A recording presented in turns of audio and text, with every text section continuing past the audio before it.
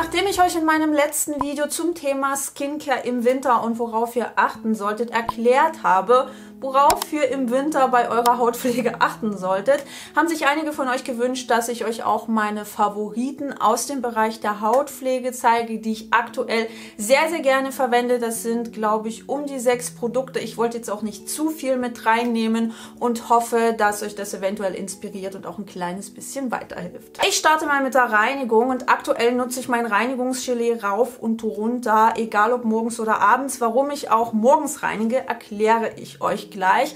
Aber was ich persönlich an meinem Reinigungsgelee einfach mag, ist das Hautgefühl, das es hinterlässt. Meine Haut ist danach nicht so strapaziert wie bei anderen Produkten. Vor allem jetzt im Winter ist das Ganze ja so ein bisschen schwierig. Ich mit meiner trockenen Haut muss da besonders aufpassen, weil es hier eh schon arg an Fett fehlt. Deshalb nutze ich halt am liebsten mein Reinigungsgelee. Und das ist auch so für Leute geeignet, die mit einem Reinigungsöl oder mit so einem eher festen Cleansing Balm nichts anfangen können, weil es einfach so ein perfektes Zwischending ist. Also es ist so eine Fusion zwischen Reinigungsöl und Cleansing Balm. Ich persönlich nehme mir immer so einen kleinen Böppel von dem Reinigungsgelee, gebe das auf mein Gesicht und dann schmelze ich das mit meinen Händen im Gesicht auf, dass das eben so ein bisschen öliger wird und danach spüle ich es mit lauwarmem Wasser wieder runter. Es hat auch keine Probleme mit Make-up oder irgendwelchen Sonnencremes oder sowas. Ich weiß, dass manche von euch mit wasserfester Mascara so ihre Probleme haben, aber das hängt auch extrem von der verwendeten Mascara ab. Ich habe es auch mit unterschiedlichen wasserfesten Mascaras ausprobiert und je nachdem, welche ich benutzt habe, hat es mal funktioniert, mal hat es nicht funktioniert. Also da müsst ihr einfach auch selbst ein kleines bisschen rumprobieren. Ich mag das Reinigungsgelee auch sehr, sehr gerne, weil ich es wunderbar vertrage. Es ist mild formuliert, es sind keine deklarationspflichtigen Duftstoffe oder anderweitige Parfümierungen enthalten. Es ist vegan und es enthält auch milde Emulgatoren, damit sich das Ganze eben auch mit Wasser wieder runterspülen lässt. Ich vertrage es auch wunderbar. Es brennt zumindest bei mir nicht in den Augen und ich mag einfach auch die Konsistenz von meinem Produkt sehr. Dann habe ich hier als nächstes die Pestle Mortar Lactic Acid Solution und die mag ich sehr, sehr gerne aufgrund der Zusammensetzung. Sie enthält unter anderem Milchsäure und auch Gluconolacton. Und bei Milchsäure ist einfach der riesengroße Vorteil, dass es ein hauteigener Bestandteil ist, wodurch sie wunderbar verträglich ist und auch für empfindliche Hauttypen empfohlen wird. Außerdem ist die feuchtigkeitsbindend. Sie kann so ein bisschen hilfreich gegen diese Schüppchen sein und sie ist natürlich auch barrierestärkend, was vor allem jetzt im Winter super hilfreich ist. Ich vertrage das Produkt wunderbar, finde es wirklich großartig. Das Einzige, was mir nicht so gut gefällt, ist die Primärverpackung, denn das ist wie so ein Nagellackentferner aufgebaut. Also ich kenne es zumindest von den Nagellackentfernern, dass man hier oben so einen kleinen Pumpkopfmechanismus hat und dann geht man mit seinem Wattepad drauf und damit saugt sich das Ganze dann voll, wenn man eben rauf und runter drückt. Ich mag das nicht ganz so gerne, weil Wattepads sehr, sehr viel Produkt aufsaugen und ich das Ganze lieber mit meinen Händen in die Haut einarbeite. Nichtsdestotrotz ist der Inhalt wunderbar und ich vertrage dieses Gesichtswasser auch richtig, richtig gut. Ihr dürft selbstverständlich nicht vergessen, dann frühs immer eine Sonnencreme aufzutragen, wenn ihr Säuren bzw. chemische Peelings nutzt.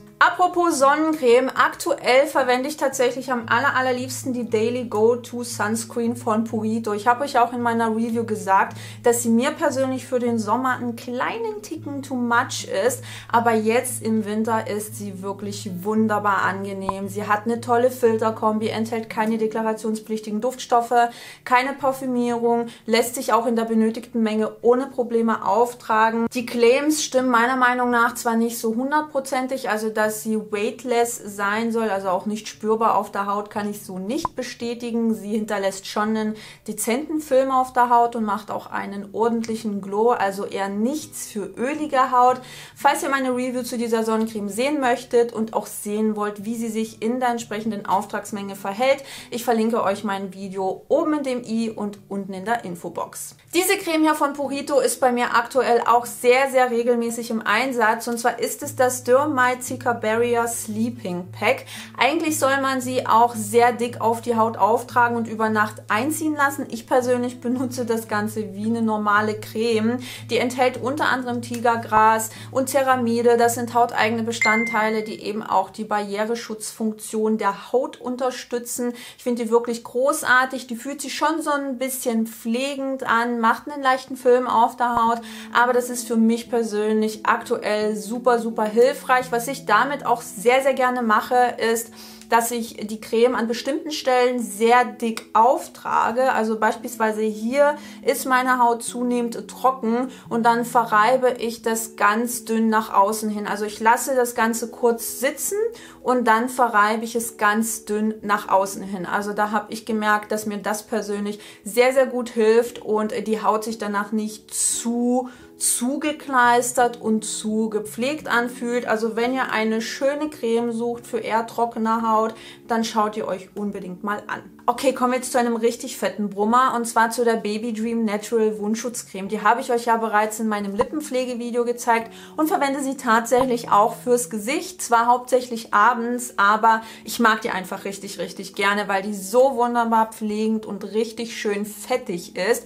Die hat einen sehr hohen Ölanteil, also definitiv nichts für ölige Haut, wahrscheinlich auch nichts für Mischhaut, aber wenn ihr eine sehr trockene Haut habt oder eine Haut, die einfach so ein bisschen mehr Fett benötigt, dann schaut euch dieses Produkt unbedingt mal an. Ich nutze die am liebsten über mein Gesichtswasser, das heißt, ich reinige mein Gesicht, dann sprühe ich mein Gesicht direkt mit meinem Gesichtswasser ein, das Niacinamid, Ectoin, Panthenol und Grüntee-Extrakt enthält und dann trage ich diese Wundschutzcreme direkt auf das feuchte Gesicht auf, damit einfach diese Feuchtigkeit auch ja in gewisser Weise in meiner Haut verbleibt und nicht irgendwo hin verschwindet oder verdunstet. Und dann wacht man frühs mit einer wunderbar gepflegten Haut auf. Und ein großer Vorteil dieser Wundschutzcreme ist auch, dass hier kein Zinkoxid enthalten ist, denn die meisten Wundschutzcremes enthalten Zinkoxid, weil dieser Stoff eben auch wundheilungsfördernd wirken kann. Aber er macht die Haut so ein bisschen trockener und das ist bei diesem Produkt definitiv nicht der Fall, weil eben kein Zinkoxid enthalten ist. Kann ich euch also definitiv ans Herz legen, auch so für eher trockene Stellen an bestimmten Körperpartien. Und zu guter Letzt habe ich hier die Isana Med Körperlotion Totes Meer. Die ist zwar so ein bisschen tricky in der Handhabung, also man muss sich wirklich Zeit nehmen, sie einzuarbeiten, weil sie etwas zäh ist und diesen typischen Pflegefilm auf der Haut hinterlässt. Aber ich persönlich mag das sehr, sehr gerne, vor allem nach dem Baden, weil ich mir dann gern die Zeit nehme, mich um meine Haut und meinen Körper zu kümmern. Und da ist es mir egal, wenn es ein bisschen länger dauert mit dem Einarbeiten. Die ist auch schön pflegend und macht, wie gesagt, diesen typischen Pflegefilm auf der Haut, der seine Zeit braucht, bis er eben wieder weg ist. Aber danach fühlt sich die Haut auch wirklich wunderbar gepflegt an. Die ist auch mild formuliert, enthält keine deklarationspflichtigen Duftstoffe und keine Parfümierung. Und sie hat jetzt auch keinen unangenehmen Eigengeruch oder so. Ja, so riecht relativ angenehm, hat jetzt nichts Typisches an sich. Kann ich euch definitiv empfehlen, wenn ihr so eher reichhaltige, pflegende Sachen mögt, die einfach so ihre Zeit brauchen. Das war's schon mit meinen Skincare-Favoriten für den Winter. Schreibt mir doch gerne in die Kommentare, welche eure sind. Ihr wisst ja, ich bin da immer sehr, sehr neugierig und lasse mich auch super gern inspirieren. Und ansonsten würde ich mich wie immer über ein Däumchen nach oben freuen oder ein Abo, falls ihr euch für Hautpflege und Beauty interessiert. Und dann sehen wir uns beim nächsten Mal.